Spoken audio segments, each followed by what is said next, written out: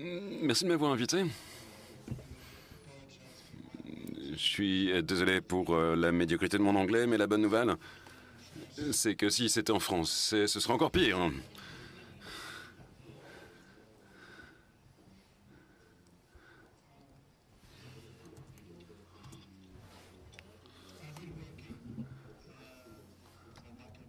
J'ai travaillé pendant toute ma carrière dans le secteur de l'eau, de l'approvisionnement en eau, et au cours des 10 dernières années, avec mes sociétés, on a travaillé essentiellement dans le domaine de la perte, des pertes d'eau sur le réseau, qui est très important donc au Portugal. Le Portugal a connu une crise importante. Ça a été la possibilité d'essayer de faire des économies.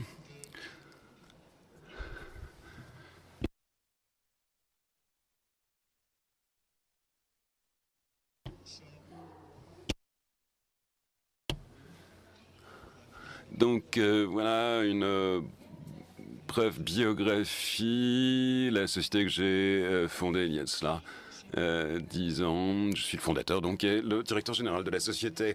Au Portugal, les pertes d'eau, ça représente 30% du volume total. Et comme on le voit en rouge, c'est les municipalités qui sont au-delà de la limite. Donc en réalité, à peu près tout le pays. En ce qui concerne le potentiel de réduction, ça représente 100 millions de mètres cubes. Au Portugal,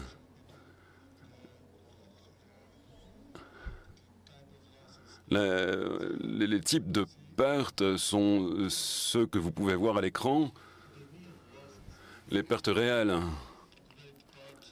représentent une très grande partie de ces pertes, donc 29%.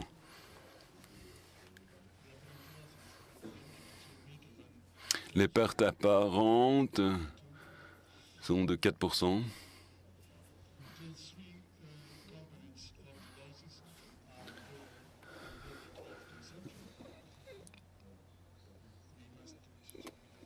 Donc on doit mettre des débitmètres absolument partout. En ce qui concerne ces débitmètres, ce sont des pertes commerciales, donc essentiellement. Les pertes apparentes sont commerciales également. Donc,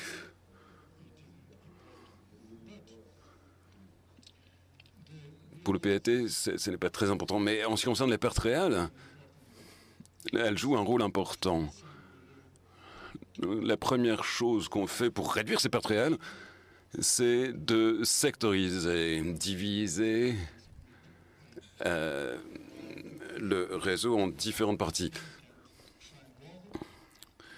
Pourquoi c'est important? Parce que si on divise le réseau, c'est plus facile.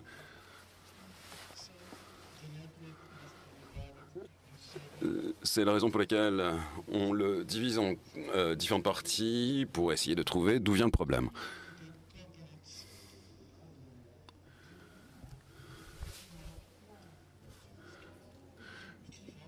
Voilà un dessin que j'ai emprunté à M.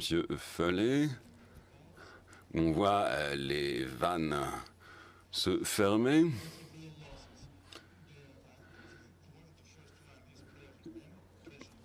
Donc, pour ce qui est des pertes réelles, les différentes sources, c'est lié tout d'abord à la gestion de la pression. Il y a beaucoup de pression dans le réseau. Le maximum au Portugal, c'est 6 bars. Et il faut avoir une pression suffisante pour que l'eau arrive chez les gens. Donc, si vous avez un bâtiment de 5 étages, il faut 3 bars, pardon. Donc voilà, la fenêtre est très étroite. Mais au Portugal, il y a beaucoup de municipalités où on voit des pressions de 10, 15 bars qui sont impossibles à contrôler. Donc c'est la première étape pour réduire ces pertes réelles, la pression, la gestion de la pression. La deuxième possibilité, c'est le contrôle des fuites de manière dynamique.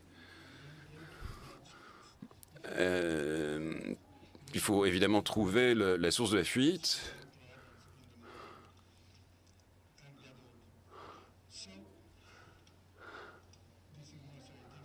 Voilà, ça c'est davantage scientifique pour avoir de meilleurs résultats. Il faut également savoir ce que vous avez. Il est impossible de gérer ce que vous ne savez pas. Donc il faut avoir des informations sur le système géographique. Il ne s'agit pas simplement voilà, du diamètre, de la longueur du matériau, mais également des vannes, si elles sont fermées ou pas. Et au Portugal, ce sont des informations qui sont très difficiles à obtenir. Comme vous le savez, au Portugal, il n'y a pas une très bonne organisation.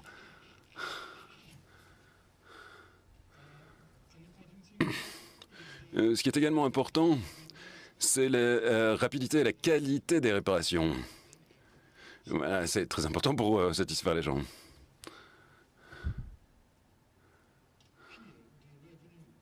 Donc les recettes pour l'eau, c'est 20 à 25% par rapport au reste de l'eau.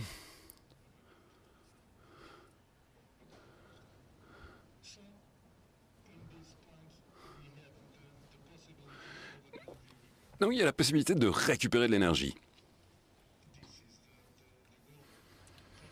C'est l'objectif au Portugal. 15%. Mais voilà, on voit que les pertes réelles sont largement supérieures. Le fait est que si la pression n'est pas suffisante, si le débit n'est pas suffisant, on récupère moins d'énergie.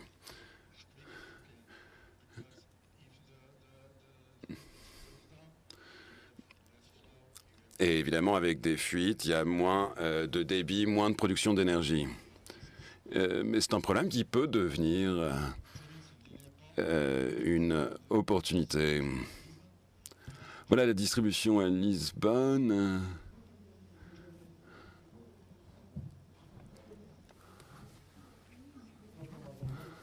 Ils étaient au même niveau à 25.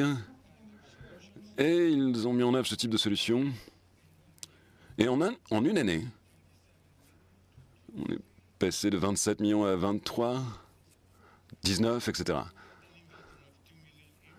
Avec un investissement de 2 millions d'euros. Et en une année, ils ont récupéré 50 millions d'euros. On voit chaque année, voilà, ça représente 18 millions de mètres cubes par an. Si on compare au point de départ. Donc c'est un investissement, c'est un très bon investissement. Donc si on compare Lisbonne avec les autres grandes villes, il y a beaucoup de propagande dans mon pays. Hein.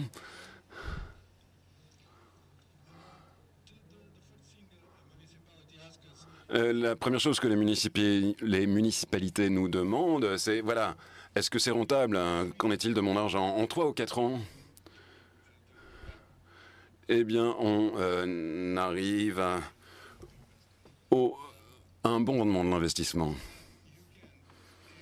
L'investissement devient rentable en 3 ou 4 ans. Et cela permet de récupérer de l'énergie. Economic investment components are there. Le cadre commun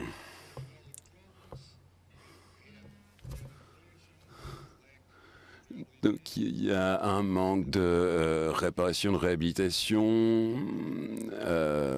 Ouais, il y a un gros problème du système d'eau au Portugal. Il y a un très haut niveau de perte, de 30 à 40%.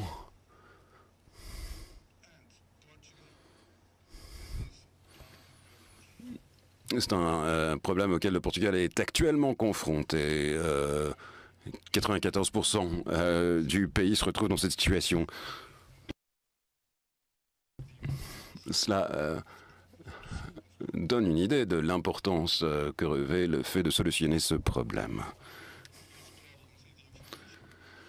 Donc encore une fois, les problèmes de base sont les informations géographiques sur le système d'information des clients, modèle hydraulique. C'est un travail qui est très chronophage. Et au Portugal, voilà, c'est difficile d'obtenir des données. On a un problème de ressources humaines, bien sûr, de savoir-faire, un manque de personnel. Et un problème important également concerne l'ouverture d'esprit par rapport aux changements nécessaires et à l'innovation. Le principal problème, c'est le fado. Les Portugais aiment les chansons de la fatalité. Voilà les problèmes qui ne peuvent pas se résoudre. Des grands problèmes comme celui-ci. Ma grand-mère est toujours saoule. Mon père me frappe. C'est très très triste.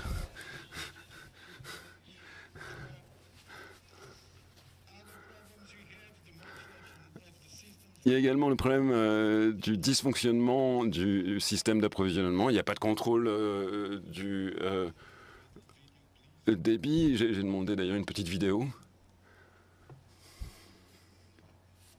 Ah, même pas.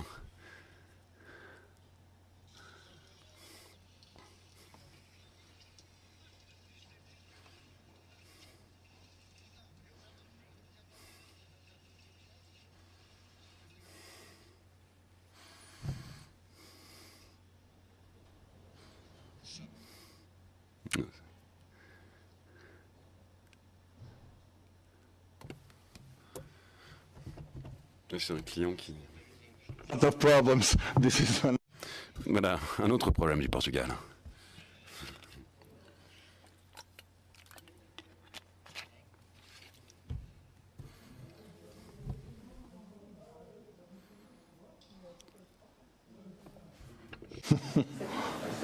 Oh.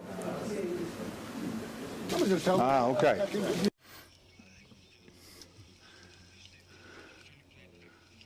Est-ce que vous pouvez revenir en arrière?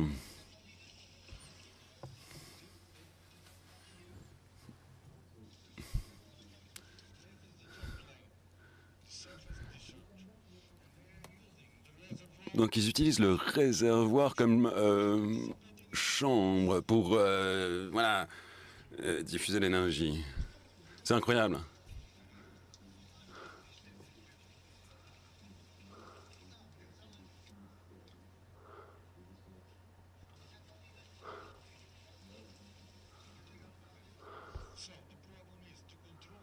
Donc le problème est de le contrôler.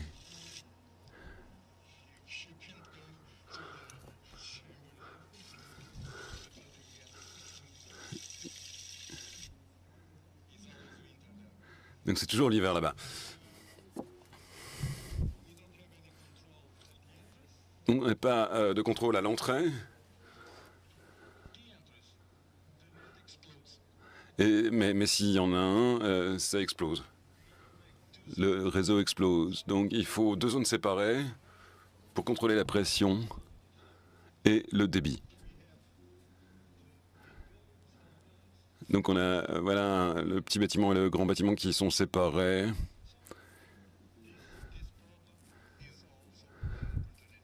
Donc ce problème peut devenir une aubaine. Voilà, je vais pas vous remontrer une vidéo, ça semble trop compliqué. Donc si on approvisionne le réservoir inférieur et ils n'ont pas d'eau dans le réservoir supérieur, dans le bassin d'accumulation, donc ils ne contrôlent rien. Encore une fois, ce sont des aubaines. Des occasions à saisir. Voilà, c'est quelque chose que j'ai volé à Elena. Donc, non seulement le débit, c'est le débit total de la zone, mais il faut contrôler ce débit. Donc voilà, c'est une possibilité pour notre bon ami Part. Au Portugal.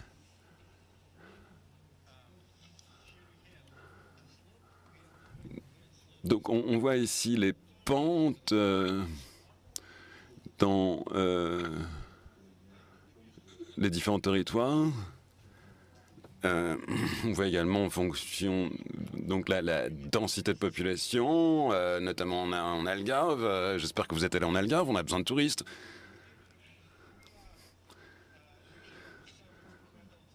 Et ici, voilà, on voit des situations expérimentales donc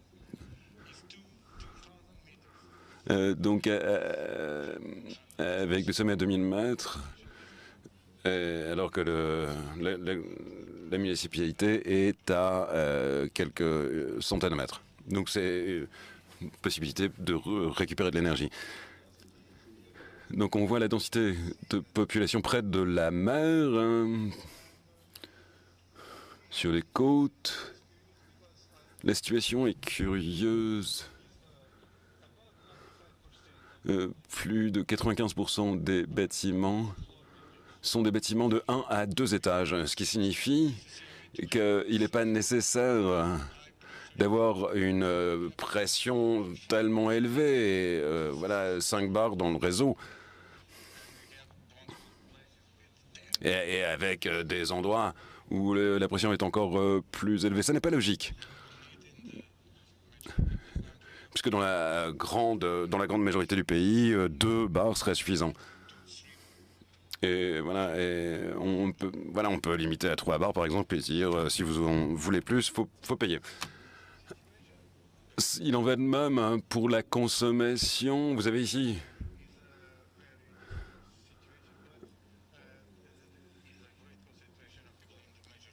voilà la situation des gens dans les principales villes.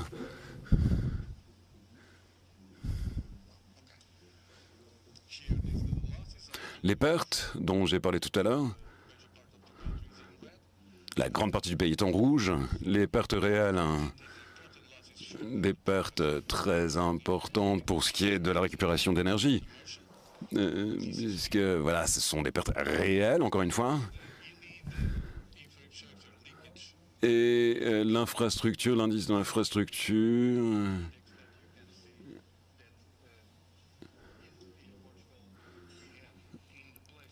Voilà, on voit là où on pense que c'est bon comme ici.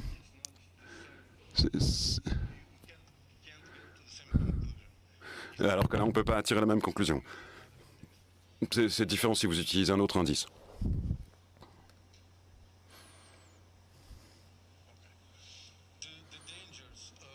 Les dangers de cet indice...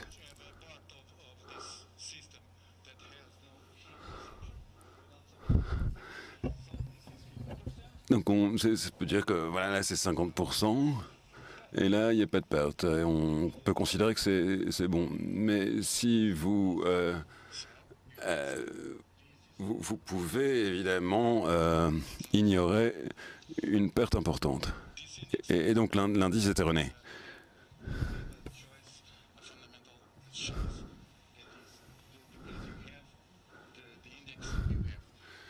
Il faut choisir l'indice en fonction de la situation. On ne peut pas utiliser le même indice pour toutes les situations.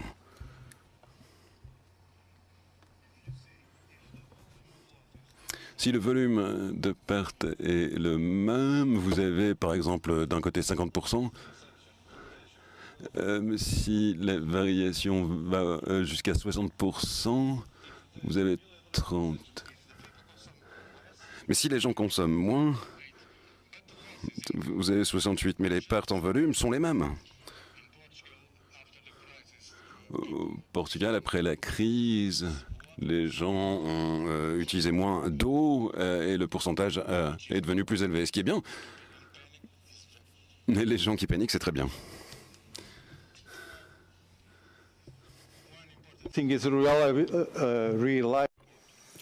Un élément important, eh bien, relève de la fiabilité. C'est ce dont on parle toujours. Et lorsque l'on parle de réseau, alors nous avons des implications en termes de tarification, de taxes, et c'est en Portugal, celle-ci est plus élevée. Et j'utilise cet élément, cette taxe. J'ai utilisé l'acronyme, j'ai détourné, VAN, R et donc taux pour refléter la complexité de la situation portugaise. Alors, vous voyez, en termes de pertes et transformer ces pertes en gains. Vous pouvez voir les volumes que l'on peut récupérer avec les recettes que l'on peut tirer de cette réduction des pertes. Et vous pouvez identifier là où se trouvent alors là, où en est la situation actuelle, tout à fait à gauche, à venir, le deuxième tableau, et comment les choses vont évoluer avec cette mouvement, cette initiative pour la récupération énergétique. Nouvelle carte ici avec le pourcentage de la récupération énergétique. Et ici, on est à...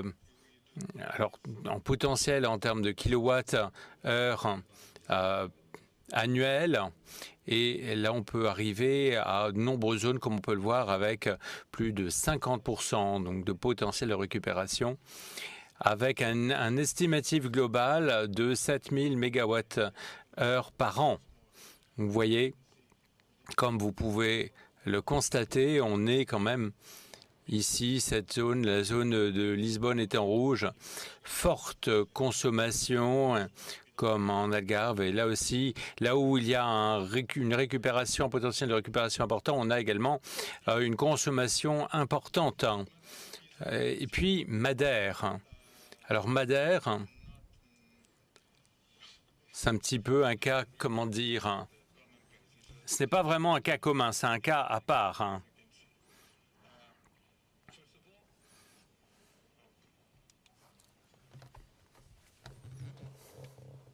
Alors, pourquoi? Le climat, la gastronomie, et puis des paysages fabuleux.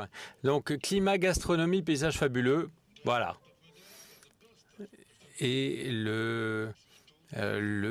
port de Madère, alors l'aéroport de Madère porte le nom de Cristiano Ronaldo, le célèbre joueur de football, originaire de Lille, et puis Funchal, donc voilà.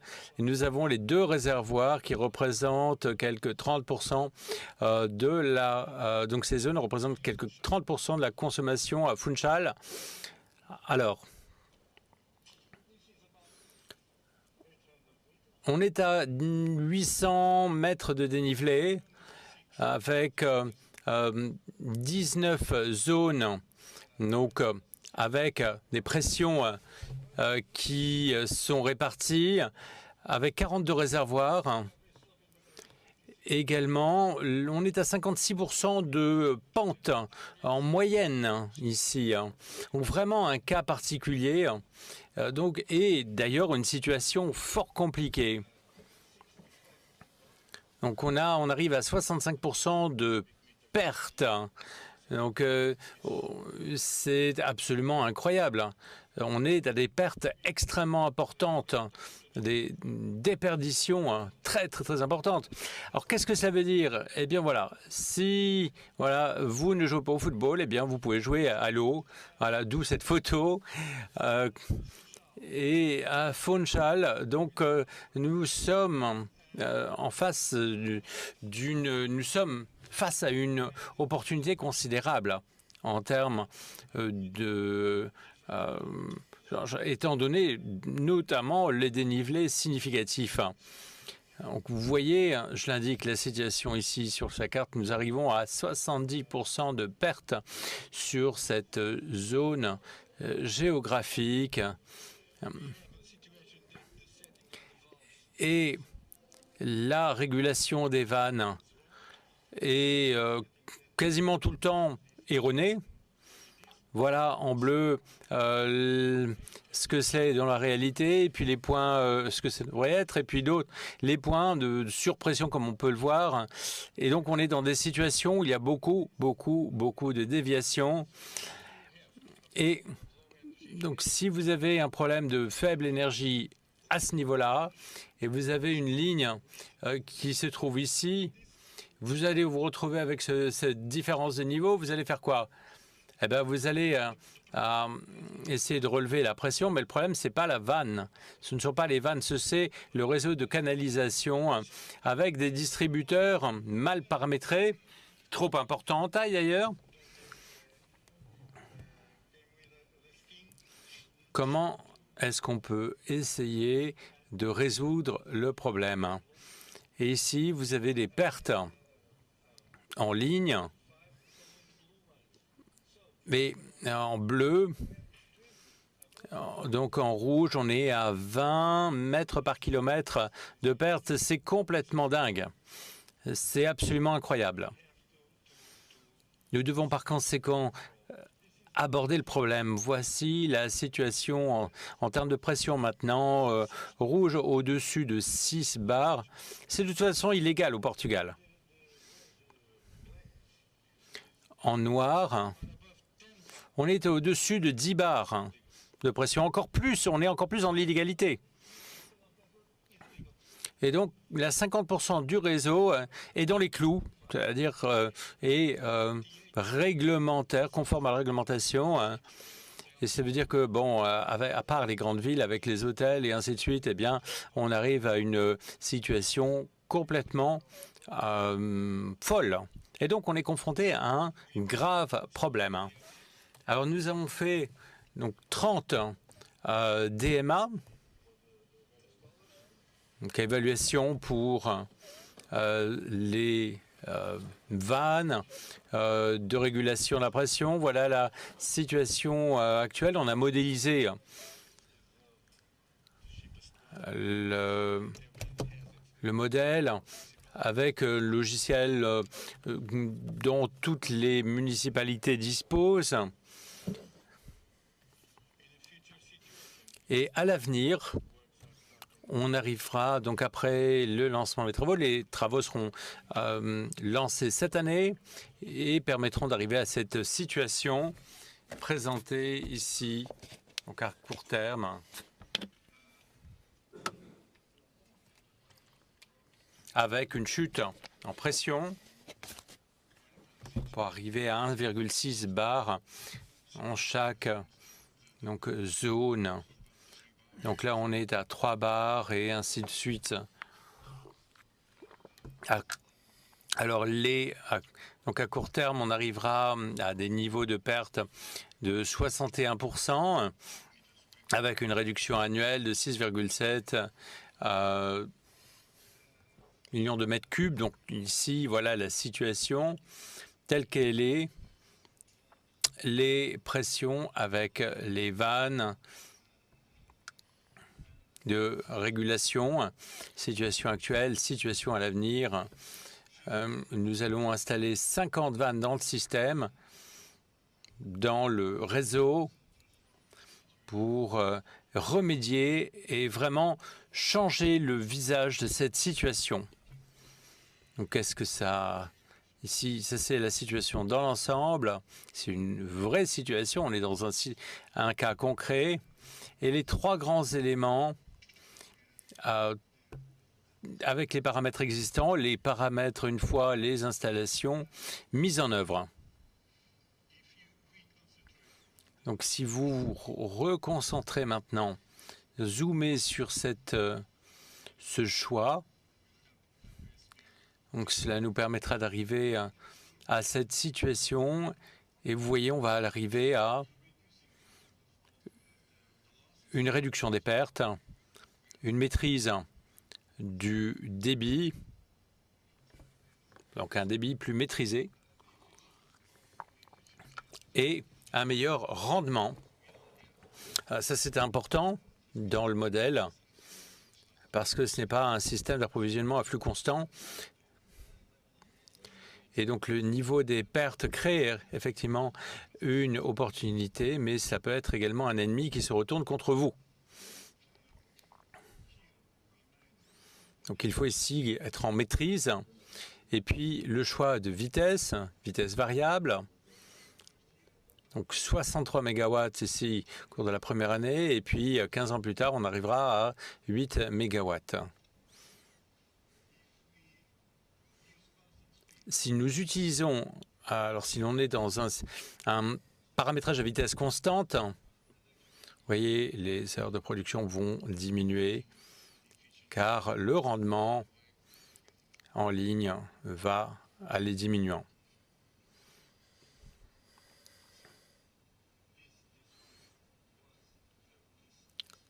Donc ici, ceci correspond à ce point-là. Et puis celui-là, ici, dans ce cas, nous n'avons qu'une différence de 14%. Donc, chaque cas doit être apprécié pour ce qu'il vaut, en tenant compte des circonstances spécifiques qui le sous-tendent.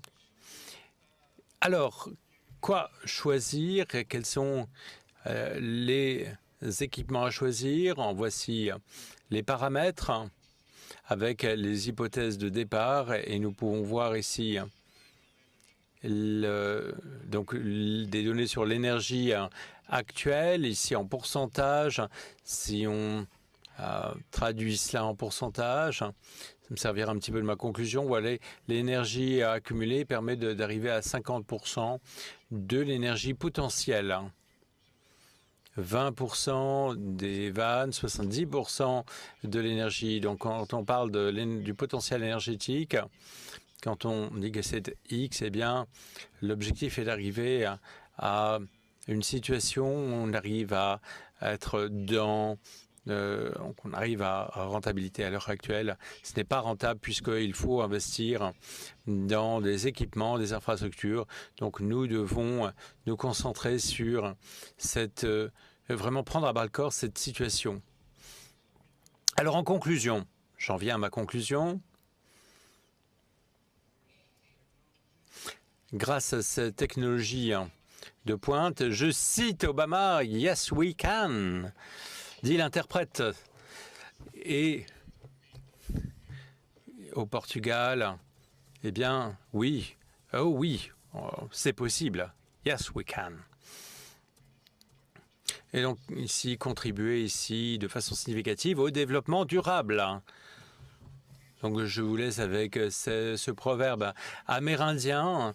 Donc, nous n'avons pas hérité la planète de nos parents, nous l'avons empruntée à nos enfants. Fin de citation. Merci.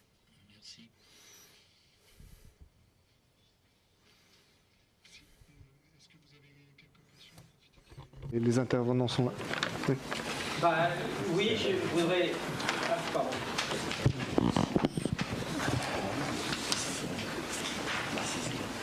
Oui.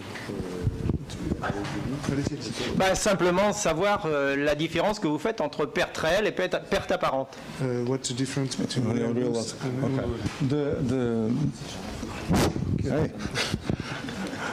Dual losses are the losses in the linkage.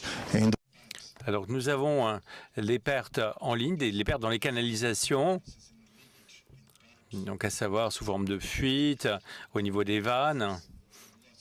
Les pertes, ça c'est les pertes réelles. Et les pertes apparentes, à savoir sur les débitmètres et sur les... donc lorsque vous réalisez les tests, ce ne sont pas des pertes réelles, il n'y a pas de perte d'eau, ce sont des pertes commerciales et des pertes en termes de lecture de débit. Mauvaise mesure et D'accord. Ah oui. Ah oui. l'international. Ok, d'accord. Et intervention, dit l'orateur. Voilà.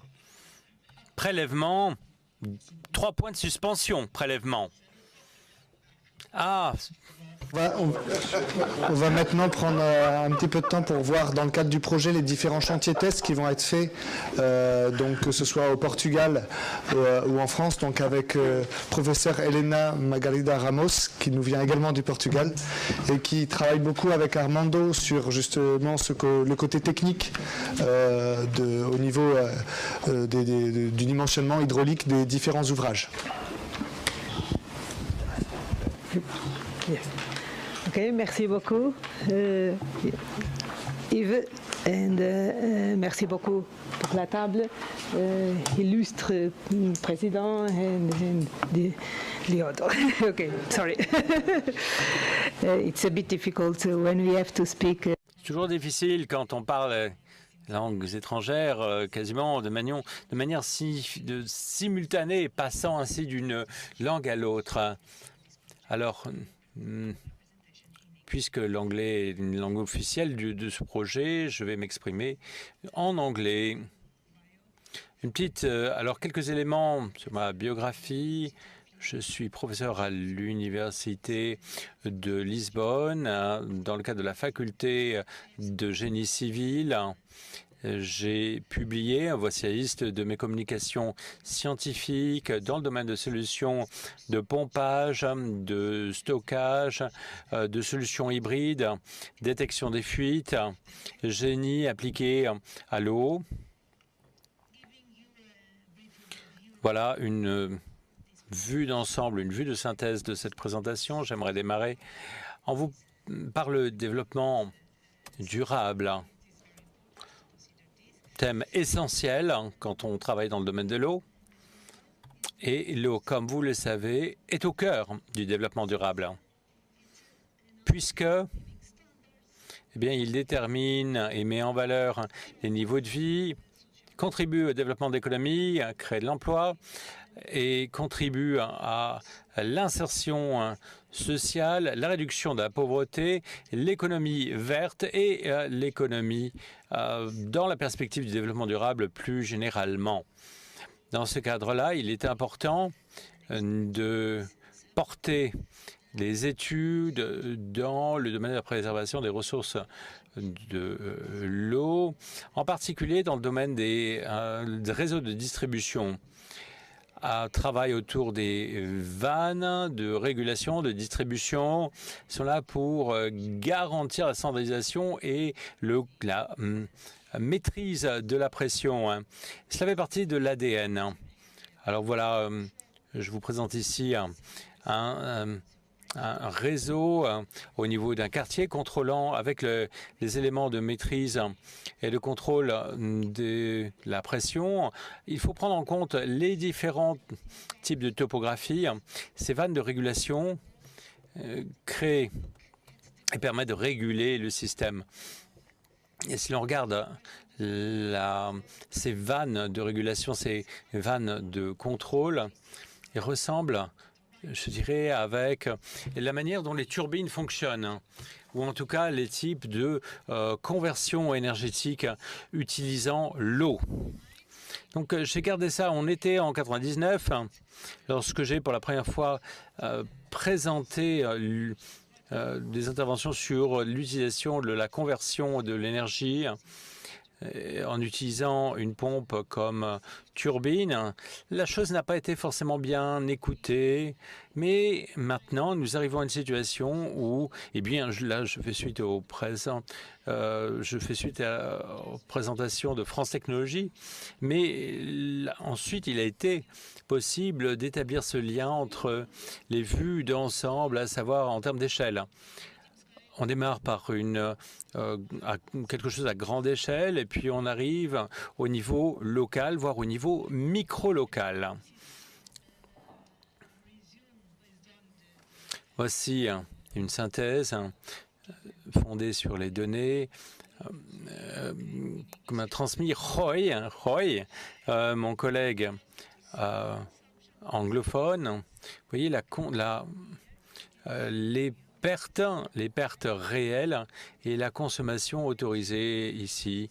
On est à 25% de pertes réelles lors d'une année habituelle ici pour les municipalités au Portugal.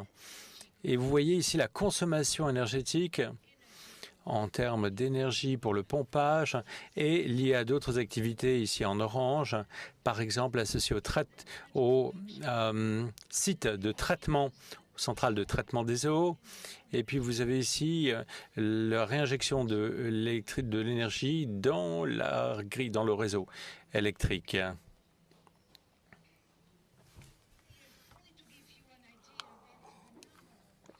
Juste pour vous permettre de saisir le nombre de réservoirs entrant dans le calcul de ces convertisseurs énergétiques, une des possibilités est associée au réservoir, comme on l'a pu voir dans les différentes interventions. Il est dans ce qu'on appelle les bassins ou les réservoirs. Il est important pour vous de garder en tête l'idée de l'EPAL. L'EPAL, c'est en fait le système de gestion des eaux à Lisbonne. C'est une organisation avec les quantités d'eau. Bien évidemment, tout dépend de l'évolution annuelle, des besoins annuels, et ceci vous permet d'arriver à une estimation de la valeur moyenne de ces 39 PRV, à savoir de ces vannes de régulation de pression, 39 PRV. Et si vous calculez l'un par rapport à l'autre, vous arrivez à au débit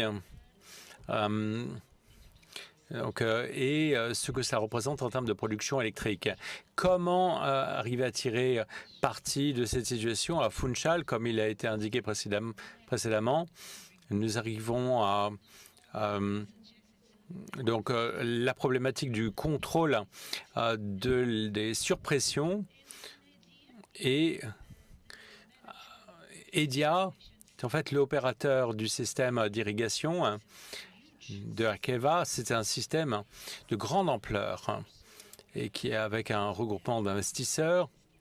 Et on peut estimer ici qu'on est à quelques 20% de l'énergie, du total de l'énergie consommée peut être récupérée. Voilà la carte en termes de la production énergétique au Portugal pour les systèmes d'énergie renouvelable. Différents types, différentes sortes d'énergie, sources d'énergie renouvelable, avec l'énergie hydroélectrique extrêmement importante au Portugal, avec les différents sites, en particulier dans la partie nord du Portugal, étant donné la topographie de cette région. Et puis, l'énergie éolienne, on peut intégrer ces sources d'énergie, on peut intégrer certaines d'entre elles et transformer ces solutions en solutions hybrides. Pourquoi pas? Et en termes de perspective, je dirais pour l'avenir de développement de solutions. En termes de récupération énergétique, nous avons alors différents types de turbines, en fonction alors des systèmes micro-hydroélectriques, contrôle de commande de la pression. Et donc nous pouvons contrôler les débits avec ces différents types de machines. Et je peux observer ici les différentes solutions possibles avec les modèles, en particulier avec le modèle à multi-étapes. Et ici, vous avez différentes conceptions qui peuvent entrer en jeu en fonction de ces différents éléments. Et nous pouvons parler des systèmes d'approvisionnement d'eau. Il est important d'identifier les points critiques, les points névralgiques du système, de manière à pouvoir préserver une pression minimale dans l'ensemble du système. Nous devons garantir cette pression minimale dans le système lorsque les canalisations sont sous terre. Il est important d'analyser les installations hydromécaniques et parce que nous sommes en présence ici de différentes pressions et il est important de cerner la demande. Cette demande varie tout au long de la journée. Nous devons combiner les différents sites. Alors, hydroélectriques, ils sont tout à fait versatiles, tout à fait polyvalents. On peut y intégrer différentes composantes du secteur de l'eau. Par exemple, les sites, les unités de traitement des eaux, à des fins pour l'industrie, pour les villes, les villages.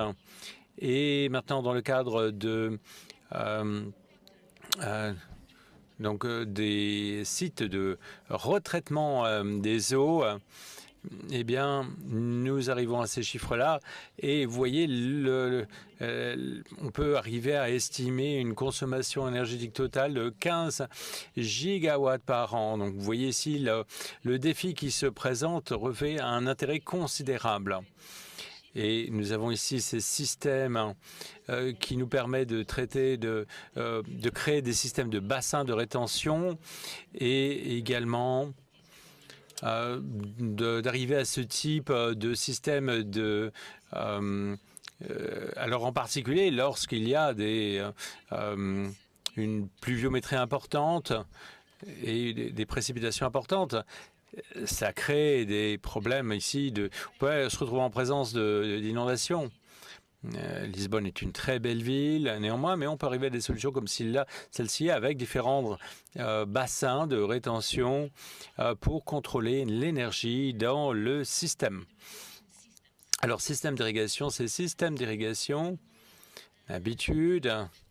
Alors, l'eau n'est pas pompée, c'est ainsi qu'on arrive à une garantie, en tout cas du débit ici. D'énormes quantités d'eau sont utilisées et on peut utiliser ces systèmes de pompage pour économiser l'énergie, créer de l'énergie de manière... Et là, les calculs dont nous disposons nous permettent d'arriver à développer une modélisation par le biais d'outils permettant d'opérer des prévisions. Donc ici, à des fins investigatives, c'est très important de disposer de ces données. Les fabricants des pompes ne nous donnent pas forcément ces données.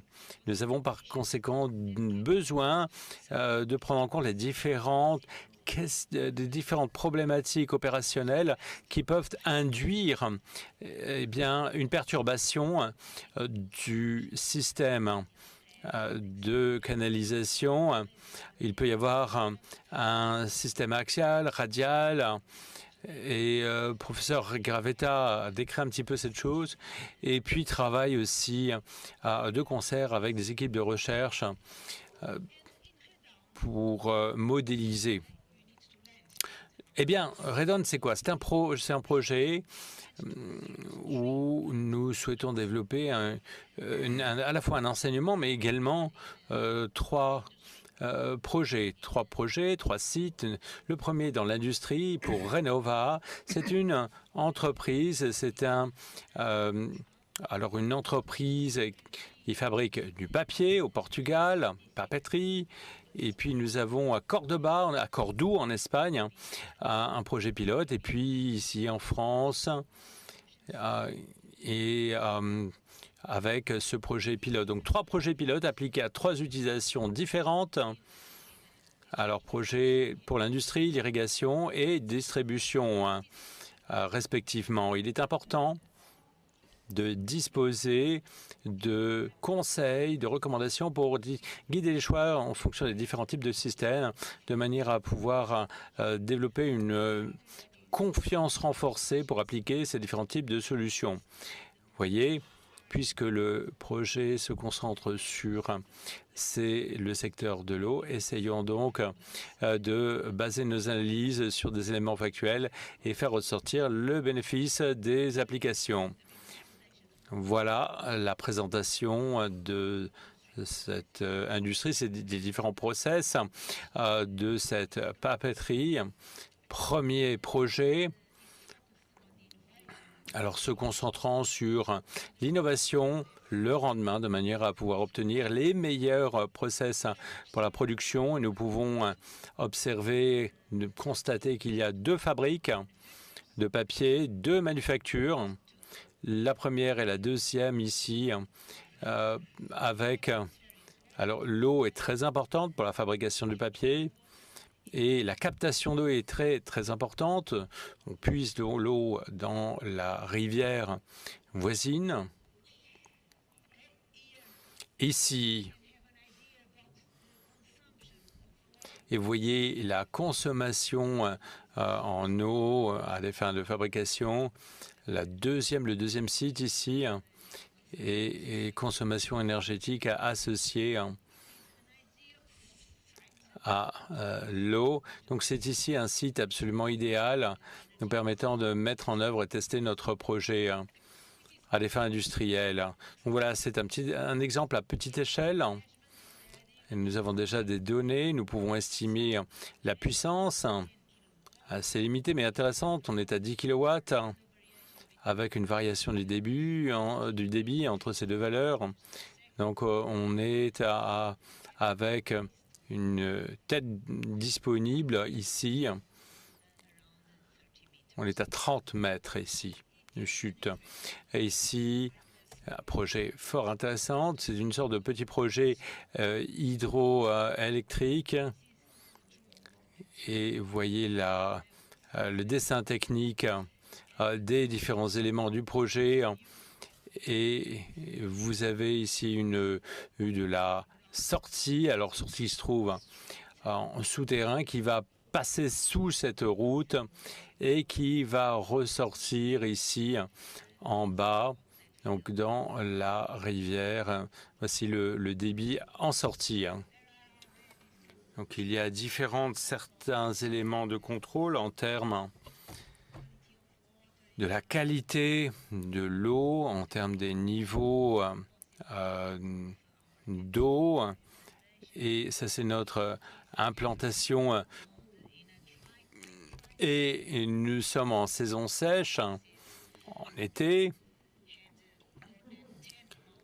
On est parfois sans pluie pendant 10 mois. Donc ici, il s'agissait d'une crise très importante en 2007 qu'on a pu traverser. Vous voyez les différentes. Vous devez tenir compte des différentes variables dans chaque étude. Chaque cas présente ses spécificités. On voit ici une pompe qui peut fonctionner comme turbine en fonction du débit avec une efficacité de 80% au niveau maximum. C'est une recherche intéressante pour ce qui est de la possibilité d'utiliser des convertisseurs d'énergie pour n'importe quel centre pilote, un système d'irrigation dans le district de l'Andalousie, donc près de Cordoue.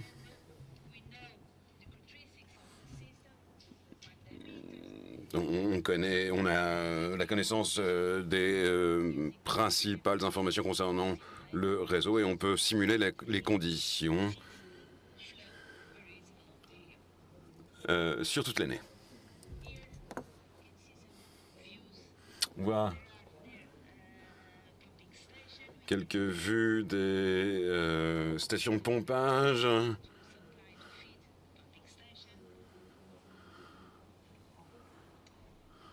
Leur alimentation. Voilà notre réseau.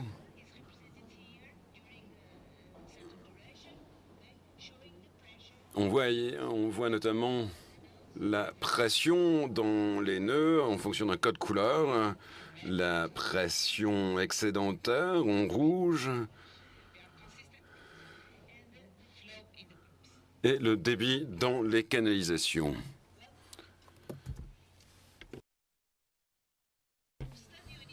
Pour n'importe quel type d'étude veut faire des approximations.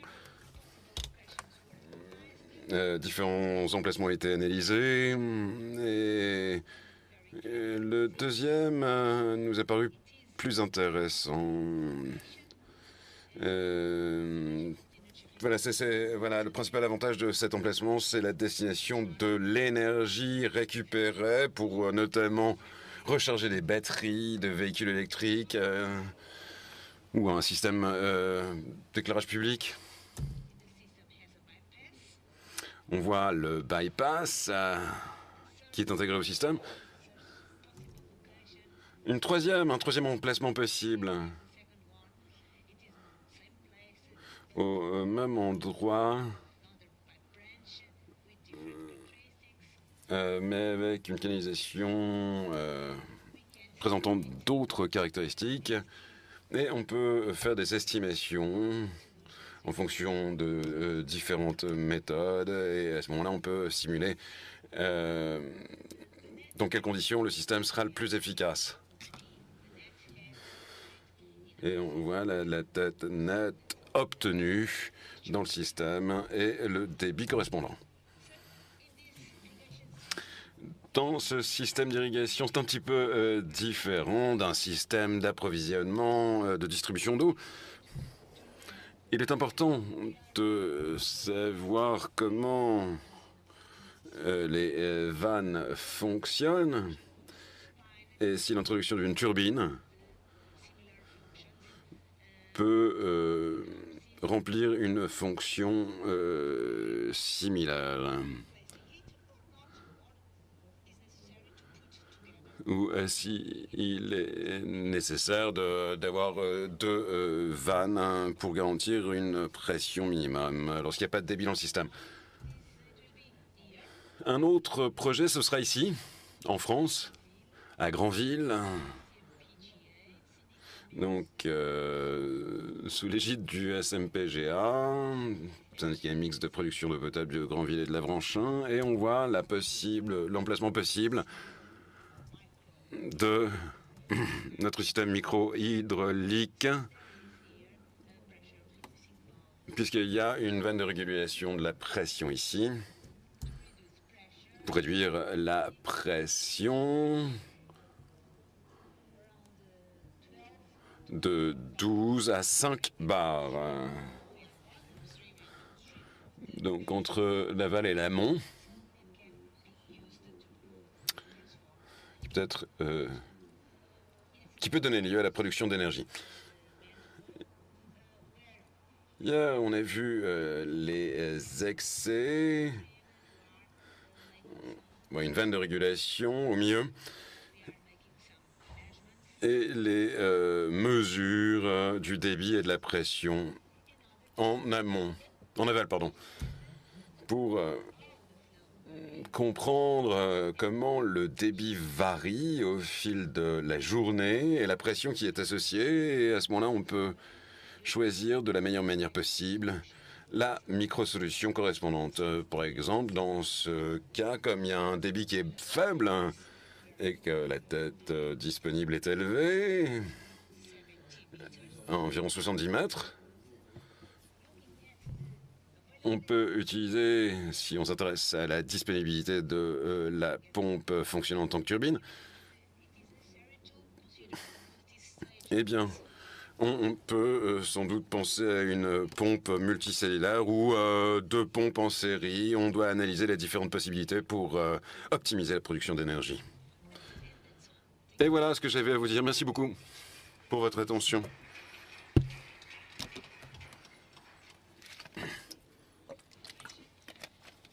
Est-ce que vous avez des questions?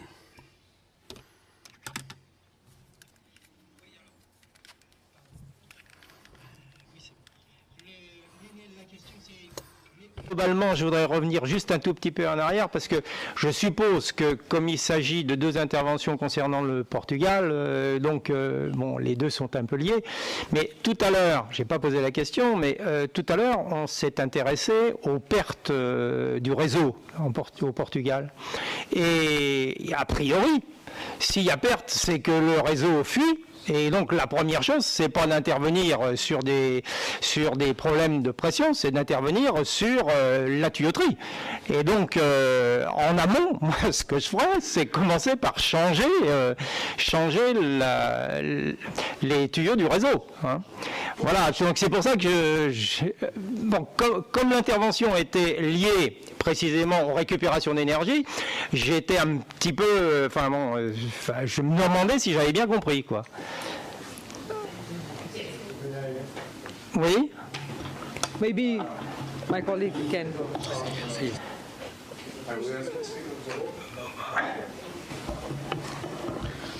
I can see you, Zach. In the case we presented in. Dans le cas qu'on a présenté à Fontchal, la zone, ça représente 200 km et on a changé 12 km. On a remplacé 12 km de canalisation. Le problème des canalisations,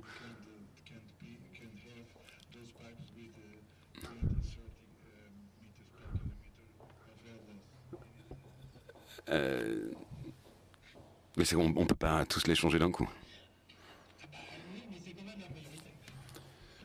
Je peux essayer de parler en français. Mais... Ferré, donc. So, I don't know. Je ne sais pas si vous avez été traduit, mais en tout cas, le cas à Fontchal, c'est qu'il y a 200 km net et on a remplacé 12 km de canalisation. Les canalisations qui avaient le plus de pertes ont été remplacées. La première chose, c'est de faire en sorte que le système soit en situation de fonctionner de manière du point de vue hydraulique.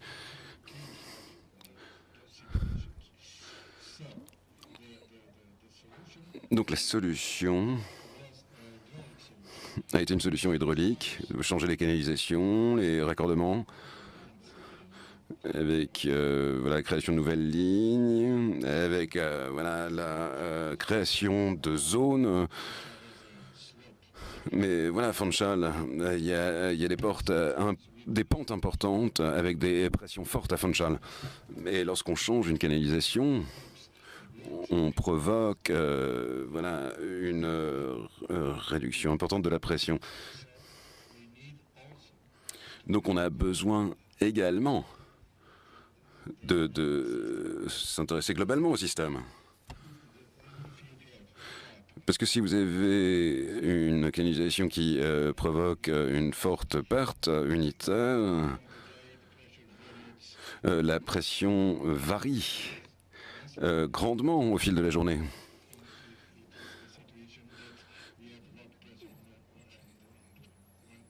Et voilà, on peut ne pas avoir de pression à tel endroit, une pression très élevée à tel autre. Mettez votre casque, s'il vous plaît. J'entends. Ouais, bon. Si je me comprends, il n'empêche qu'à partir du moment où votre réseau n'est pas étanche suffisamment, il faut commencer par l'étancher. Ça me paraît être le b.a.-ba. Hein. Voilà. D'accord, donc je recommence. Si vous constatez dans un réseau sur lequel vous avez changé 6% de canalisation en très mauvais état, 12 km sur 200, qu'il reste encore plus de 30% de pertes, c'est que votre réseau n'est quand même pas satisfaisant du point de vue de son étanchéité. Donc je dis que la priorité, c'est d'agir sur cette étanchéité, quitte à utiliser des crédits, utilisons-les d'abord pour l'étanchéité des réseaux, et ensuite, dans un deuxième temps, éventuellement pour agir sur les excédents de pression. Voilà, c'est uniquement le constat que je voulais faire. Pour compléter les propos, M. Dacheux, c'est surtout, je pense que ce qu'a souhaité présenter aussi l'intervenant portugais, c'est qu'il y avait un double effet. En effet, en venant changer les réseaux, bien sûr, on réduit les fuites. Mais il y a le double effet, un effet d'aubaine, c'est qu'en plus, si on travaille aussi sur la pression, en plus de la recherche de fuite, on vient améliorer encore plus l'efficacité et en fait, l'impact, il est aussi financier. C'est-à-dire qu'il y a en effet, une fuite, c'est toujours une perte d'argent. Et c'est d'autant plus une perte d'argent qu'en plus, la pression est élevée. Donc c'est pour ça que finalement, je pense qu'il y a une approche des deux sujets de concert pour arriver à une optimisation du réseau hydraulique qui, c'est vrai, au Portugal est en moins bon état qu'aujourd'hui sur nos territoires. Si je peux me permettre d'intervenir, je crois qu'il y a une confusion au niveau de la traduction entre les pertes de charge et les pertes en eau. Vous parlez des pertes de charge, head losses. Et monsieur traduit au niveau des pertes du réseau, donc c'est pas l'approche n'est pas la même. C'est sûr, c'est normal. Entendez-nous. La perte de charge, elle est liée à la résistance de la canalisation par rapport à la circulation de l'eau, et la perte du réseau, elle est liée aux fuites. Moi, je pense que vous parliez bien des fuites. C'est-à-dire, dans les dessins qu'on a vus, les flèches vers le bas, c'est-à-dire l'eau qui s'infiltre. No. Non? It was the unit head loss. Unit head loss, yeah. Okay, there is a confusion between head losses. Il y a une confusion entre les pertes de charge et les pertes d'eau. Les pertes de charge, c'est dû à la friction. Voilà, la perte d'eau, c'est dû aux fuites et aux endommagements des canalisations. Mais voilà, je suis très optimiste.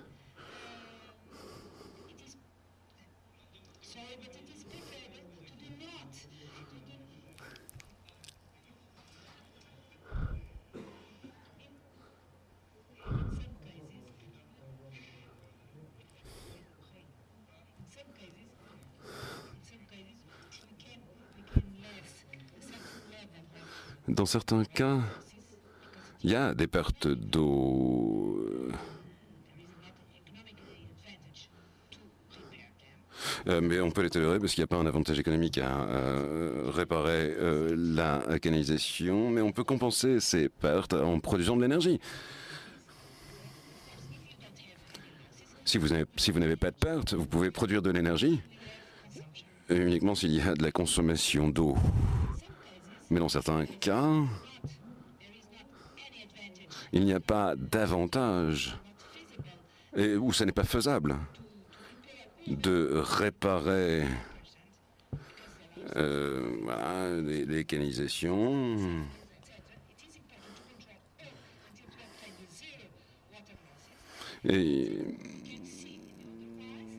Mais dans certains cas, on peut tirer parti voilà, de fuites pour produire de l'énergie. À ce moment-là, ça compense.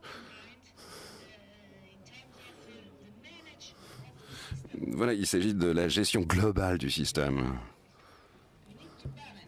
Il faut voilà, trouver le bon équilibre entre les différents facteurs.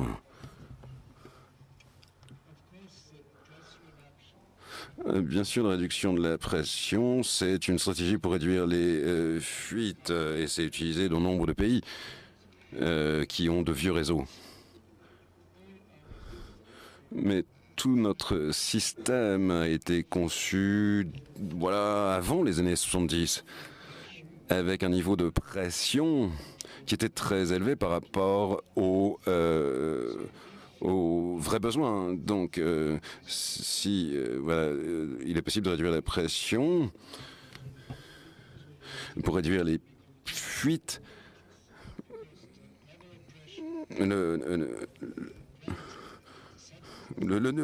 voilà, parce que le niveau de pression n'est pas qui est nécessaire aujourd'hui n'est pas le même que dans les années 60 ou 70.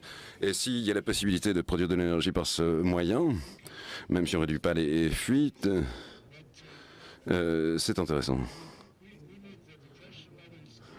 Il faut un niveau de pression constant dans tout le réseau, de manière à ce qu'il n'y ait pas une grande variation de la pression. Il faut avoir une vision intégrée. Il ne faut pas s'intéresser uniquement à l'eau, mais voilà, intégrer l'énergie, la production d'énergie également dans le système. À votre façon d'envisager les choses. La première, ça concerne votre potentiel. La première, ça concerne votre potentiel en ressources. Si vous avez la ressource pour assurer les pertes, ah oui, bon, Right. je viens. Right. It happened with Madeira. Madeira, the resource was. Oui, c'est arrivé à Madeira. La ressource était disponible à un coût de zéro.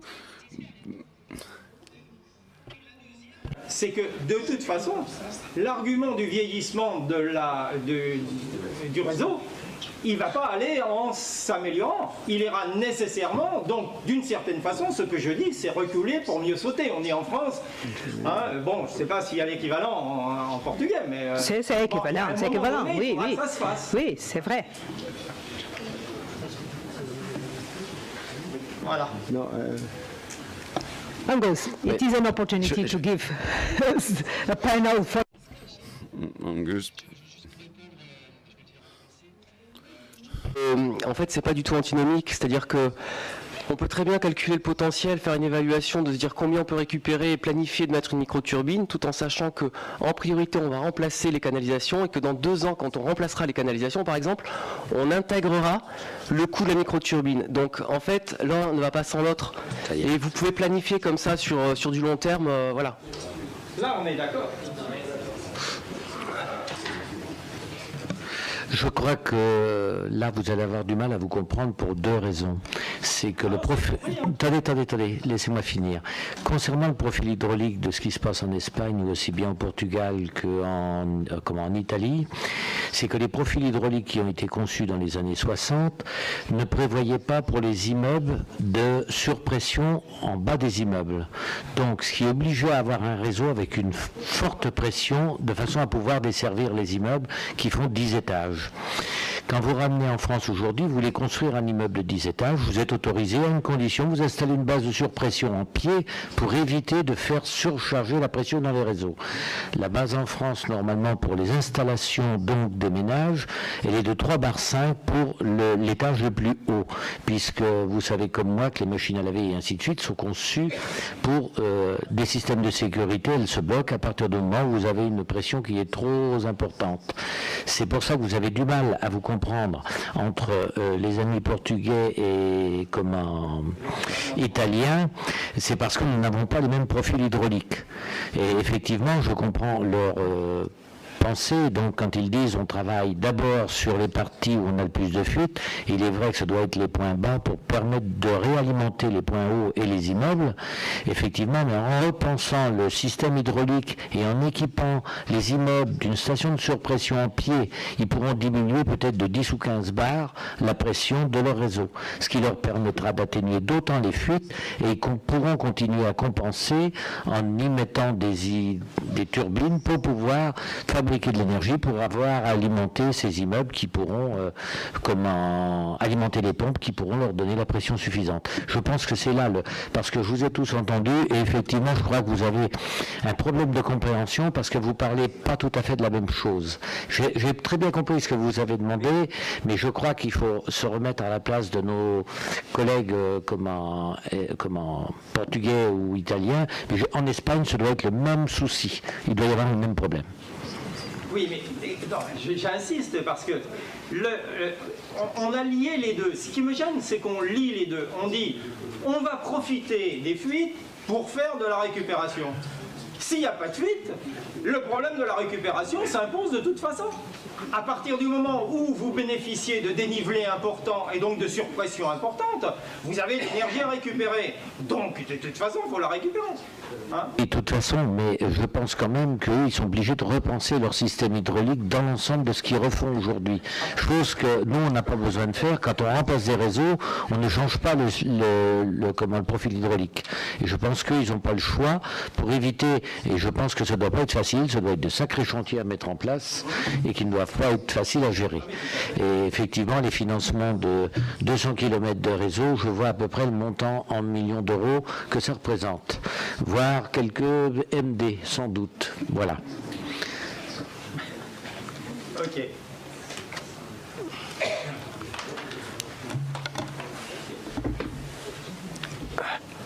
Je vous propose d'inviter donc les partenaires du projet à monter à l'estrade pour qu'on puisse avoir des échanges aussi avec les différents intervenants, qu'on puisse présenter les choses aujourd'hui. N'hésitez pas à poser certaines questions si vous voulez éclaircir, profitez qu'on soit là pour que vraiment on puisse communiquer au mieux sur ce qu'on va faire au niveau du projet, que ce soit bien clair dans vos esprits et qu'est-ce qu'on attend aussi de vous, parce que l'objectif de vous avoir invités tous du secteur de l'eau aujourd'hui, c'est, alors oui, nous on vous parle de votre projet, c'est une chose, mais aussi de voir dans quelle mesure et sous quelle façon vous allez pouvoir aussi nous aider et apporter votre contribution au succès de notre démarche, donc que ce soit peut-être avec des données, avec des expertises, avec des retours d'expérience que vous avez pu avoir, pour que finalement tout le milieu de l'eau puisse s'adapter et nous aider à mener au bon endroit cette valorisation énergétique de ce trésor qu'on a sous les pieds.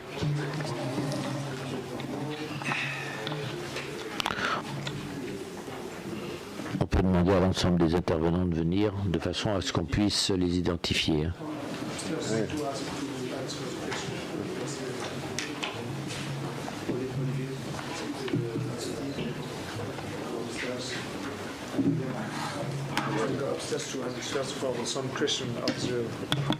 Me too. Just sit, yes, and really sit. As you want.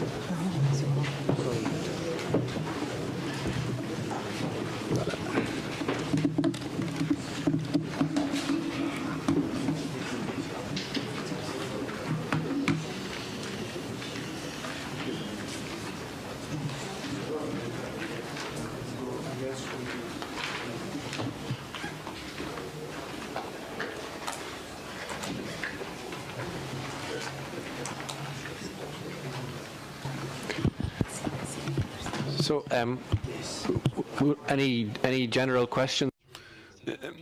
Est-ce qu'il y a une question générale qui n'a pas été encore abordée et que un membre du public aurait à poser? Est-ce que vous connaissez des fabricants de pompes qui donnent déjà leurs caractéristiques pour une utilisation en tant que turbine?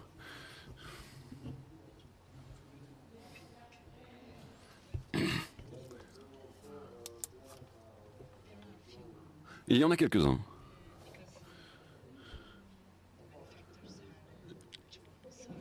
Les fabricants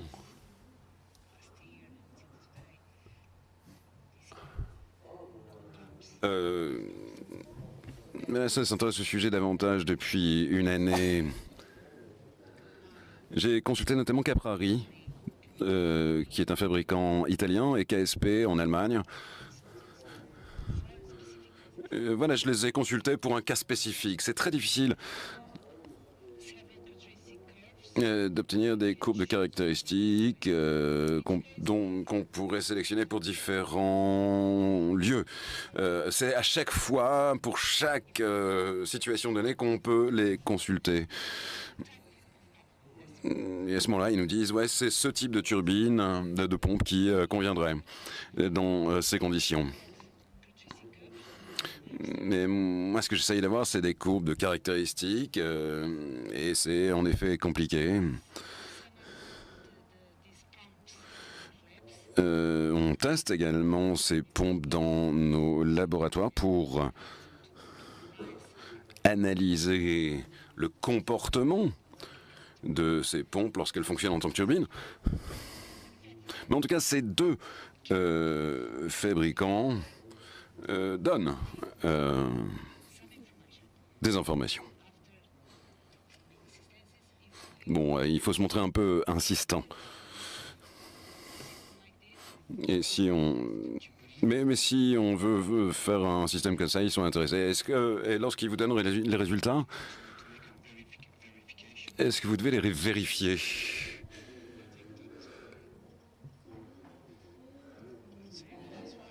Au cours des 5 dernières années, il y a de ça 5 ans, Vous n'aviez pas ces informations, mais voilà, dans les 5 dernières années, évidemment, ces pompes ont été largement testées et on peut utiliser ces pompes en tant que turbine. En tout cas, c'est le cas de KSP. Et avec la croissance du marché, ça deviendra plus commun, sans doute.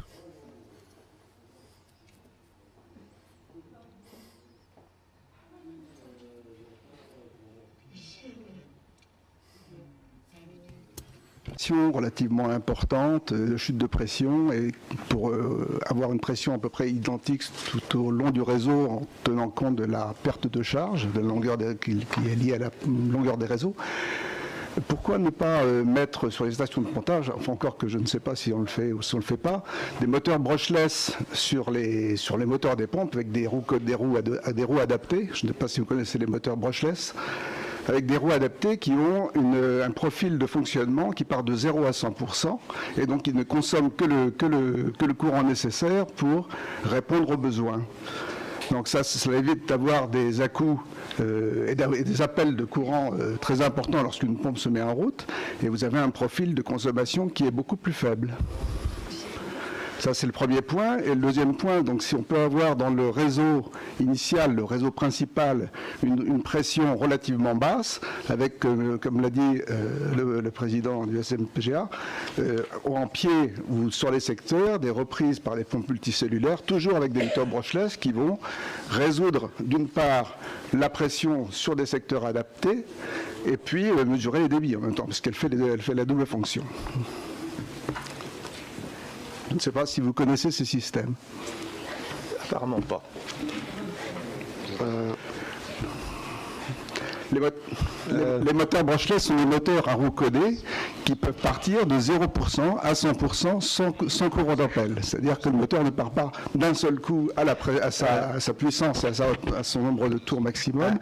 Elle va tourner progressivement en fonction des besoins et en consommant le courant simplement aux besoins nécessaires.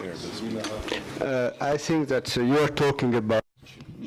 Je crois que vous parlez de changer le système de provisionnement du réseau, et plutôt que d'avoir un niveau qui est toujours le même par pompe pour réguler la pression. C'est une possibilité, mais cela évidemment changera les conditions de fonctionnement du réseau. La récupération d'énergie, dans ce cas, est un facteur qui peut être important pour évaluer si cette solution est pratique.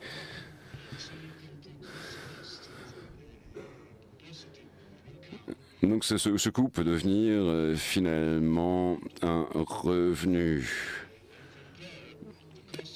Et on peut comparer les coûts en tenant compte de la récupération de l'énergie récupérée.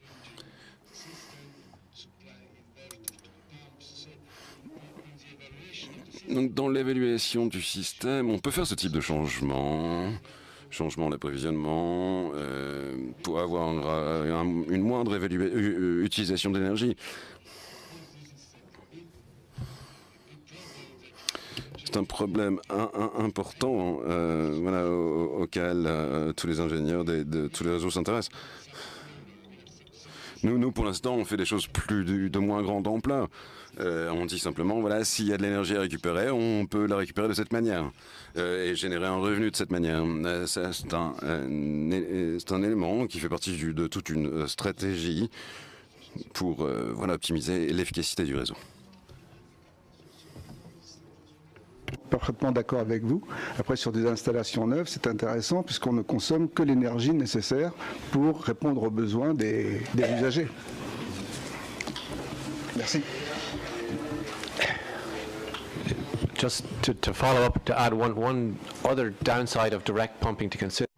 Alors, Que se passe-t-il lorsqu'il n'y a plus d'électricité, lorsqu'il y a une coupure? Si on pompe et lorsque la chute est trop importante, s'il n'y a plus d'électricité, effectivement, on a ici, on peut être amené à avoir une interruption, un arrêt des pompes. Alors que si le système est fiable, si on a un coût énergétique maîtrisé, il faut réfléchir ici aux situations d'urgence et au fait que les pompes sont autonomes puisqu'elles génèrent leur propre énergie. Alors ça, effectivement, dans notre propre district, c'est un petit peu la même chose, parce qu'une des stratégies de la réduction, ou en tout cas du développement de l'efficacité du système, c'est la possibilité d'isoler une partie du réseau de manière à pouvoir ajuster la pression et niveler la pression dans le reste du réseau. L'objectif est que ceci introduit la souplesse du réseau et la souplesse du réseau est tributaire des équipements. Nous devons par conséquent intervenir sur le système pour le réguler. Il faut considérer la fonctionnalité de ces éléments et s'assurer que le système fonctionne en situation d'urgence. Et c'est le travail de la compagnie des eaux, des compagnies des eaux, de trouver des solutions.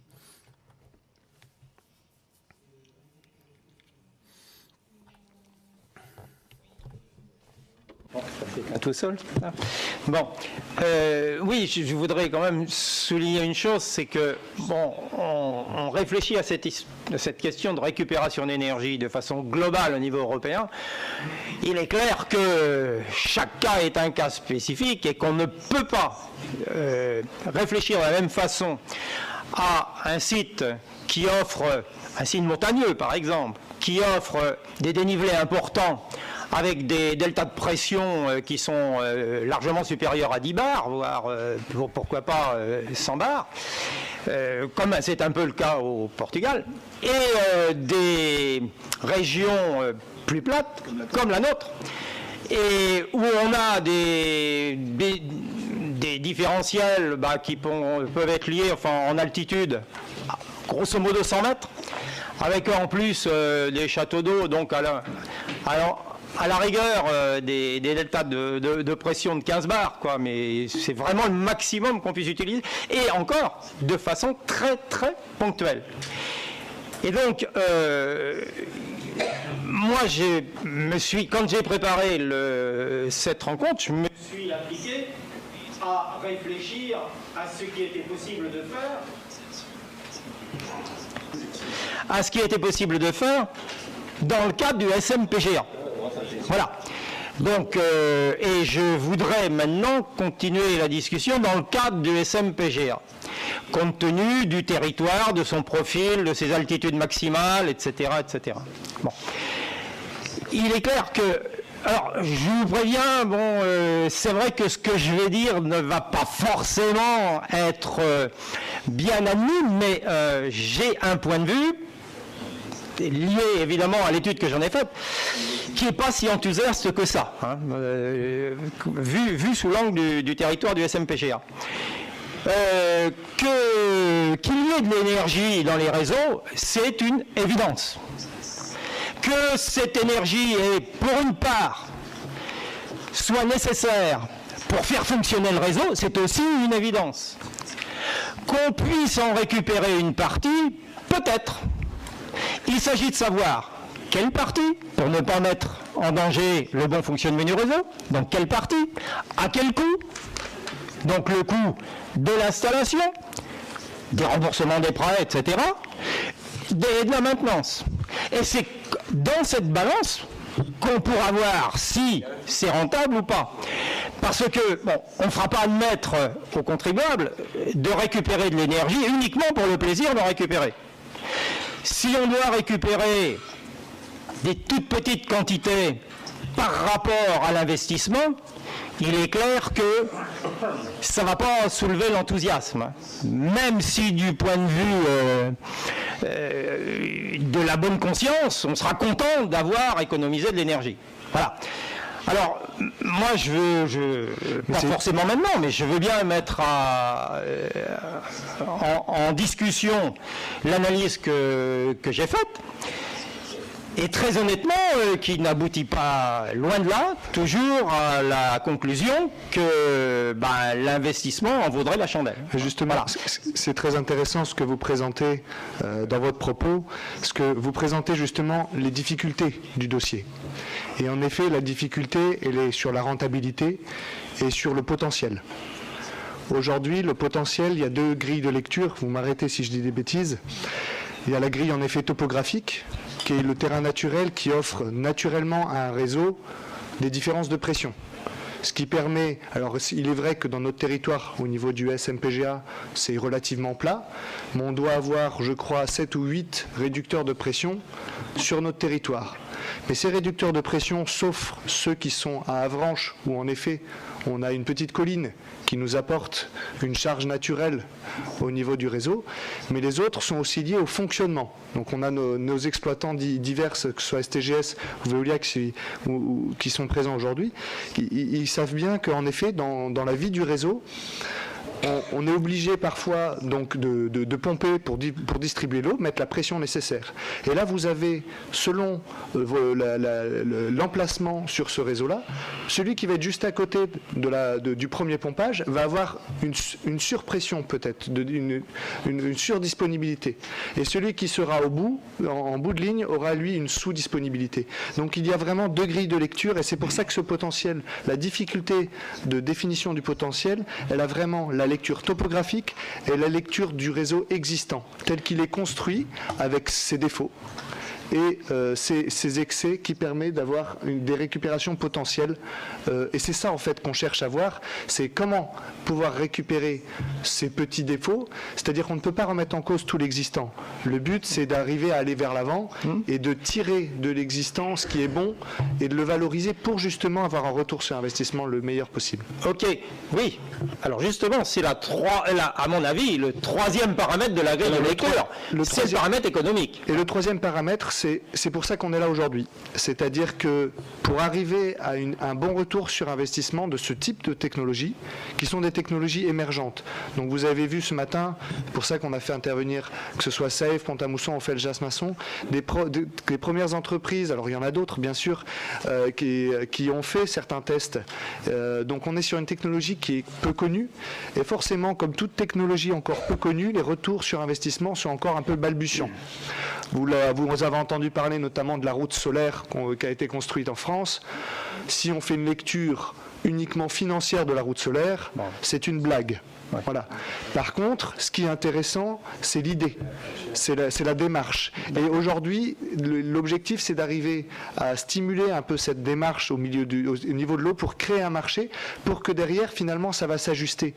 C'est-à-dire que plus du monde s'intéresse au dossier, plus derrière, les entreprises s'intéressent, les maîtres d'œuvre peuvent le proposer, les exploitants y réfléchissent, savent comment ça fonctionne, pour que derrière, on arrive à affiner cette rentabilité. Techniquement, on sait faire, mais le marché est encore balbutiant, et c'est pour ça qu'on a besoin un petit peu de... Et c'est là le nœud du problème, tout à fait. Alors, là, je me pose une question. Alors là, je m'excuse pour la plupart d'entre vous qui n'êtes pas concernés par la gestion du SMPGA, mais j'ai des questions tout à fait terre-à-terre. Monsieur Taillebois ou Monsieur Cabaret, quel est actuellement, en prévision bien sûr, puisqu'il ne fonctionne pas, le coût énergétique et en euros prévu pour le fonctionnement, alors en particulier le fonctionnement des pompes, mais bon, le coût total, puisque vous parliez, Monsieur Taillebois, en introduction ce matin, d'une espèce d'idéal qui serait de fonctionner à bilan zéro. Bon. Alors, pour avoir un bilan zéro, encore faut-il avoir le plus et le moins. Bon, voilà. Donc, alors, on partirait de quel coût en énergie et en euros? Alors, je crois que c'est pas tout à fait comme ça qu'il faut présenter les choses. D'accord. Il faut d'abord regarder tout le profil hydraulique de demain, puisque avant, chaque syndicat fonctionnait, était autonome. Demain, nous allons carrément redistribuer, je dirais, les paramètres de distribution pour les réseaux sur l'ensemble du territoire. Hier, nous avions X réservoirs pour alimenter X pompage pour aller alimenter telle tête de réservoir. Demain, le but, c'est de connecter l'ensemble de ces réseaux et d'éviter justement d'aller X fois remonter de l'eau. L'idée, c'est de la remonter une première fois et justement, c'est de pouvoir récupérer de l'énergie à partir d'une seule tête de réservoir et pas de X têtes, puisque à chaque fois que vous envoyez de l'eau dans un endroit, je vais vous donner un exemple simple, on va prendre le réservoir de Granville, nous envoyons un premier pompage qui s'envoie dans une bâche de 1000 m3. Dans cette bâche de 1000 m3, nous avons une surpression qui renvoie ça dans le réservoir. Du réservoir, ensuite, nous renvoyons en distribution sur le réseau et nous réalimentons un réservoir qui s'appelle Saint-Plancher par une autre pompe de surpression. Le but demain, le profil hydraulique que nous sommes en train de mettre en place sera direct dans le réservoir de Saint-Plancher. Disons que par cascade, après, nous allons pouvoir justement récupérer de l'énergie. Elle nous aura coûté une première fois au départ, mais on pourra la récupérer sur le circuit plusieurs fois. Et ça, aujourd'hui, pour le quantifier, il faudra d'abord que l'étude hydraulique soit reprise en totalité sur le territoire. On ne peut pas le lancer comme ça. Aujourd'hui, on connaît à peu près le coût d'énergie que ça coûte pour faire tourner les usines, les pompages et ainsi de suite. Donc ça, mais par contre, demain, une fois qu'on va avoir optimisé, au lieu d'avoir X sources comme on en avait avant, on ne va plus en avoir que 3 sources de prélèvement, et à partir de ce moment-là, on va pouvoir franchement travailler sur un hydraulique et appliquer pour qu'on vérifier et regarder. On ne va pas aller installer des récupérateurs d'énergie si ça ne sert à rien. Il faut que ce soit au moins qu'on équilibre au moins ce qu'on a dépensé, ou alors c'est pas la peine. Bien sûr, mais non, justement, vous apportez de l'eau à mon moulin là. Donc, on peut partir d'un chiffrage maximum, puisqu'il est clair que le but du SMPGA, c'est de faire fonctionner le même réseau à moindre coût. Tout à fait. Donc, à partir du moment où vous me dites déjà actuellement quel est le coût de fonctionnement de l'ensemble du réseau, bon, c'est déjà un point de repère, ensuite un point maximum.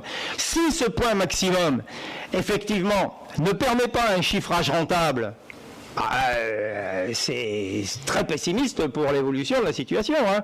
Donc, bon, alors, est-ce que vous avez une idée, actuellement, on peut différer la réponse, hein, c'est pas grave, hein, justement de ce coût actuel de fonctionnement annuel? Alors pour l'instant, on a des coûts annuels, tout à fait, mais ça, il faudrait qu'on reprenne les données directement. Je ne vais pas balancer des chiffres. Je sais que pour les premières usines, je crois que c'est autour de 80 000 € par an d'énergie, plus on a celle de la bergerie, je ne sais pas exactement. Donc non, là-dessus, je pense que, en gros, je l'avais évalué en tout entre 130 et 150 000 € à peu près d'énergie que nous devons dépenser en électricité. Je dirais que c'est une approche rapide des simplettes. Par contre, nous avons quand même des unités de production aujourd'hui de petite capacité qui nous coûtent assez cher en énergie. On va quand même essayer de diriger vers les unités principales la production de façon à diminuer le coût d'énergie et le coût de fonctionnement. Parce qu'il n'y a pas uniquement que l'énergie, il y a les produits de traitement qu'il faut prendre et ainsi de suite. On parle de l'énergie, ça en fait partie, je dirais. Donc aujourd'hui, si on travaille dans l'intérêt, je dirais, de l'environnement, il faut qu'on prenne tous les facteurs en jeu. Donc, j'ai très bien compris votre question. Effectivement, aujourd'hui, c'est peut-être un peu tôt parce que c'était pas le but aujourd'hui rechercher. Nous, ce qu'on voulait savoir, c'est surtout connaître toutes les méthodes qui existent, peu importe les endroits, et donc de pouvoir prendre et s'imprégner de tout ce qui peut nous intéresser, nous servir demain. Et peut-être que nous, on va donner aussi des idées à nos collègues européens sur des méthodes et des façons de faire. Mais je dirais aujourd'hui, on est au balbutiement, je dirais, de nos recherches, Mais effectivement, je pense que dans un an, on pourra regarder déjà les essais qui ont été réalisés, et en fonction de tout cela, parce qu'on sait bien qu'on ne va pas tout faire dans une journée, on ne va pas tout révolutionner. Et aujourd'hui, autre chose, il y a plein de facteurs concernant les renouvellements de réseau, il faut les repenser différemment. Avant, on remplaçait de l'identique, alors qu'aujourd'hui, on est sur un même territoire élargi, et on va pouvoir utiliser ce qui avait été réalisé par nos voisins pour éviter de refaire en double et en triple certains réseaux qui ne servent strictement à rien de passer les uns à côté des autres. Donc nous avons plein de choses à étudier. La distribution, on vient de la récupérer au 1er janvier 2018. Vous pensez bien, ça fait 2 mois. Donc on commence à travailler, je dirais, sur tous les facteurs, mais je suis très conscient de ne pas mettre une usine à gaz, je vais l'appeler comme ça, en place si cela nous coûte plus cher qu'on ne récupère de deniers et on ne rapporte rien à l'environnement. Le but, c'est bien d'économiser de l'énergie et d'économiser des kilowatts pour l'ensemble. Si on en récupère pour pouvoir venir à un facteur 0, j'en serais ravi, et je pense que tous mes collègues qui sont là sont dans le même état d'esprit. Voilà. Alors, à partir du moment où vous le dites comme ça me rassure totalement. Enfin, je vais être franc, hein, je m'étais un peu inquiété du premier emballement en me disant, est-ce qu'ils ont bien conscience quand même que c'est pas aussi simple que ça. Bon, alors moi je vais vous donner un élément de comparaison quand même pour comment dire, attirer l'attention. Bon, vous me dites, actuellement, on doit être sur une fourchette entre 130 000 et 150 000 euros de... C'est un chiffre balancé comme ça. Hein. Mettons qu'on arrive à la descendre à autour de 100 000 euros, ça fait un compte rond, un peu plus, un peu moins, etc. On a parlé ce matin de l'expérience d'Annonay, dans des conditions très particulières que j'ai tenu à souligner, hein. Donc, réservoir à 500 mètres et commune située à 300 mètres, hein, grosso modo. Bon. Le système fonctionne. Il récupère ce qui était prévu, donc 132 000 kWh par an. Vous savez en euros à combien ça correspond au tarif de l'EDF, tarif officiel ? 19 800 euros. 19 800 euros par rapport à 100 000 euros. Bon, voilà, c'est quand même pas le même ordre de grandeur. Voilà, voilà, je veux attirer l'attention là-dessus, je veux pas être l'empêcheur de tourner en rond, mais on pourra... attendez Dominique, on va être obligé de couper, on est en transmission live, donc il faut faire un peu attention, on prendra le temps d'en discuter. On se reverra. J'ai vu qu'il y avait peut-être une question... Oui, non, c'est juste pour rassurer monsieur, pour lui dire qu'il y avait quand même une trentaine de projets en France qui existaient déjà. Dans le monde, c'est certainement un millier, mais à l'échelle mondiale, c'est rien du tout. Et c'est super qu'une collectivité soit en train d'expérimenter un projet comme ça avec des personnes compétentes, parce qu'à terme, ça peut vraiment peut-être permettre à un ensemble de territoires et puis à d'autres collectivités de faire pareil. Donc ne vous inquiétez pas, je ne pense pas qu'ils jettent l'argent par les fenêtres. Ils veulent bien faire attention à ce que ce soit viable, rentable, et c'est pour ça qu'en fait, il y a toutes ces personnes autour de la table, c'est que c'est expérimental, et voilà, enfin, mais je vous invite vraiment à vous renseigner. En France, il y a déjà une trentaine de projets qui fonctionnent. Vous en avez qui sont en 4 ans, ils sont rentables, d'autres qui sont pas rentables parce qu'ils ont voulu politiquement s'engager sur une démarche similaire. Donc voilà, vous avez un peu de tout, mais je pense que là on est en train de... La moyenne des dénivelés,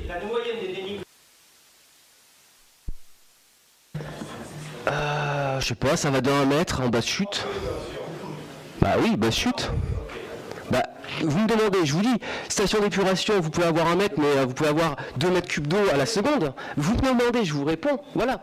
Après, vous pouvez avoir des 10, 15, 20, 30, 40 mètres, 5 bars, 10 bars de pression.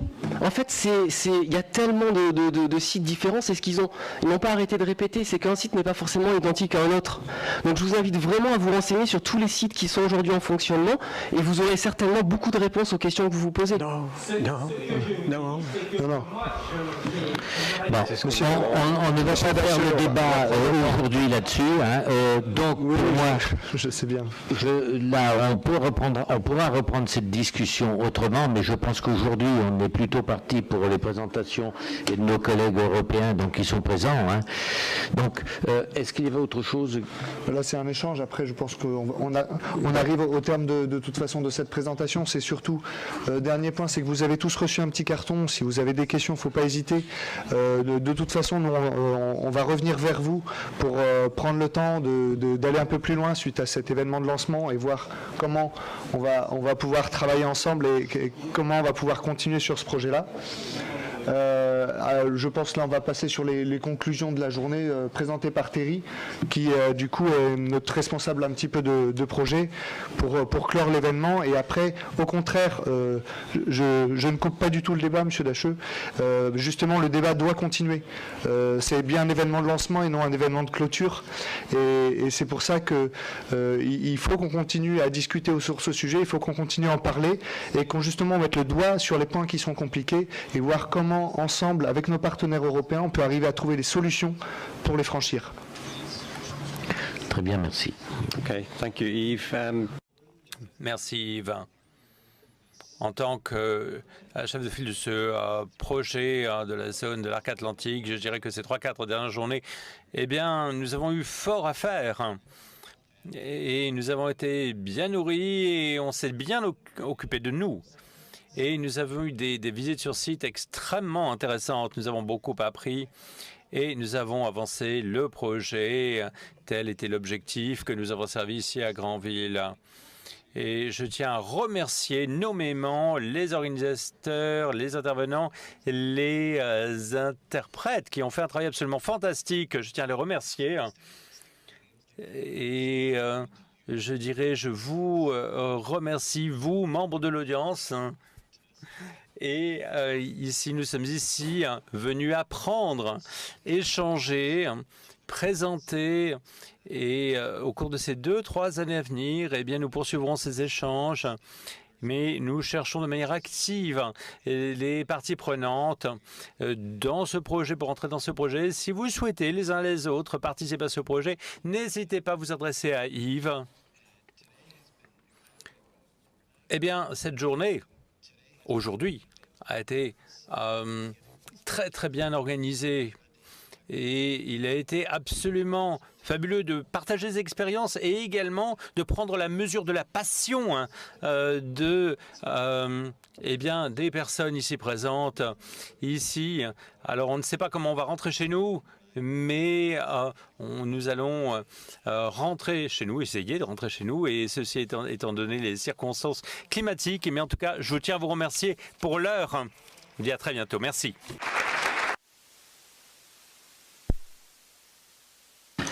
Merci.